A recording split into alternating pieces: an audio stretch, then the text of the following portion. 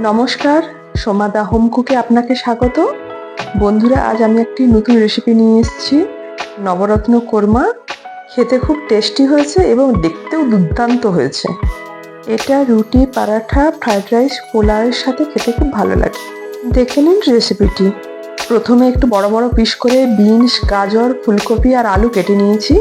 আর নিয়েছি মটর আর পনির চৌকো চৌকো পিস করে কেটে নিয়েছি। আর পনির ঈষৎ উষ্ণ গরম লবণ জলে ডুবিয়ে রেখেছি।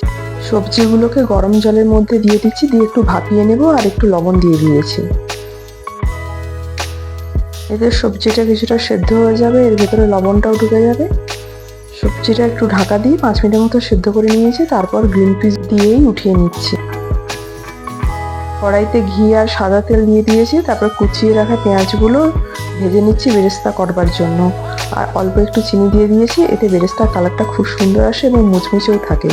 তারপর পনিরটা হালকা করে ভেজে নিয়েছি, আপনারা নাও ভাজতে পারেন, কাঁচা পনিরই ইউজ করতে পারেন। পনিরগুলো ভেজে উঠিয়ে নিয়ে ঈষৎ উষ্ণ লবণযুক্ত জলের ভেতরে ডুবিয়ে দিচ্ছি, এতে পনিরটা শক্ত হয় এবং ভেতরে লবণটাও ঢোকে। সেদ্ধ করা সবজিগুলো হালকা করে ভেজে নেব, এতে সবজির গন্ধটা আর থাকে না। সবজিগুলো একটা বাউলে উঠিয়ে নিয়ে তাতে শুকনো লঙ্কার গুঁড়ো দিয়ে দিচ্ছি, আর দিচ্ছি ধনে গুঁড়ো আর জিরে গুঁড়ো।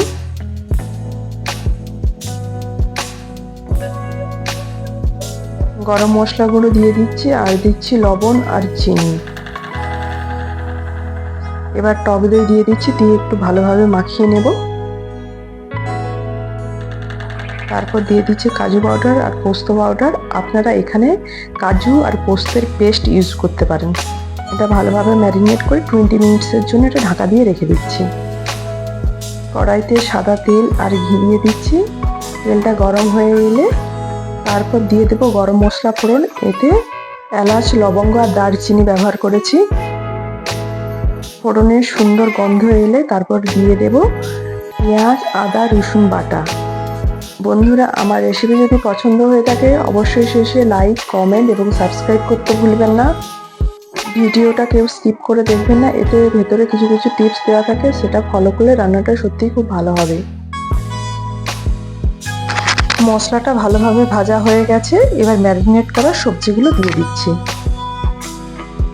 বাটির গায়ে যে মশলাটা লেগেছিল সেটা গরম জলে ধুয়ে দিয়ে দিচ্ছি। মশলাটা ভালোভাবে মাখিয়ে কয়েকটা কাঁচা লঙ্কা দিয়ে দিচ্ছি। আপনারা আপনাদের স্বাদ অনুযায়ী যতটা ঝাল খাবেন সেই অনুযায়ী দেবেন, তবে এই রান্নাটা একটু মিষ্টি মিষ্টি খেতে লাগে, তাই বেশি ঝাল দেবেন না। রান্নাটা লো ফ্লেমে ঢাকা দিয়ে দিয়ে রান্না করেছি 15 মিনিটের মতো। তারপর নারকেলের দুধ দিয়ে দিচ্ছি। আপনাদের কাছে নারকেলের দুধ না থাকলে আপনারা গরুর দুধও ব্যবহার করতে পারেন। এই রান্নাতে দুধ ব্যবহার না করলেও চলে, তবে দুধ দিলে একটু ভালো টেস্ট হয়। তারপর ঢেকে কিছুক্ষণ রান্না করার পরে ভেজে রাখা পনিরগুলো দিয়ে দিয়েছিলাম। তারপর একটু গরম জল দিয়ে দিচ্ছি, যতটা গ্রেভি লাগবে সেই অনুযায়ী। রান্নাতে গরম জল ব্যবহার করবেন, এতে রান্নাটা খুব ভালো হয়। ঢাকা দিয়ে ফুটতে দিয়েছি। মশলা থেকে তেলটা ছেড়ে এলে তারপর ঘি, ভাজা গরম মশলা আর বেরেস্তা দিয়ে ঢাকা দিয়ে দিয়েছি। ঢাকা দিয়ে ফ্লেম সুইচ অফ করে 5 মিনিট স্ট্যান্ডিং টাইমে রেখে দিয়েছি। এতে ফ্লেভারটা খুব ভালো আসে আর রংটাও খুব সুন্দর হয়েছে। আপনারা এরকমভাবে বাড়িতে ট্রাই করতে পারেন। আপনারা সবাই ভালো থাকবেন।